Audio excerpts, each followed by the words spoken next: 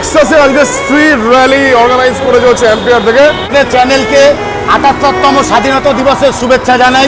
Customer এখানে রয়েছে, আমরা গতবারই যখন ৮খানা গাড়ি আপনাদেরকে বেঁচেছিলাম, তারাও রয়েছে এই র্যালিতে।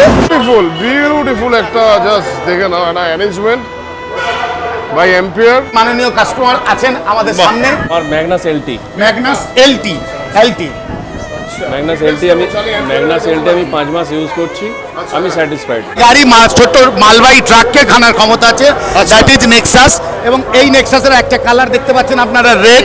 এছাড়া একটা হোয়াইট কালারও রয়েছে আমার। হোয়াইট কালারটাও আছে আছে এখানে আরেকটা অ্যাকোয়া কালার, একটা রেড কালার, ওদিকেও অ্যাকোয়া কালার দাঁড়িয়ে রয়েছে। নেক্সাসে অন রোড প্রাইস পড়ছে ১,৩৬,০০০। কত কিলোমিটার অবধি যাবে? 136 কোম্পানি ক্লেম করছে। 136, আপনি তো আগের দিন ফিডব্যাক নিয়েছেন, 120 পাচ্ছে কাস্টমার। যে কোনো অটোমোবাইল পারচেস করার পরে আচ্ছা। কাস্টমারের একটা চিন্তা হয় যে আমরা আফটার সেলস কোথা থেকে পাবো।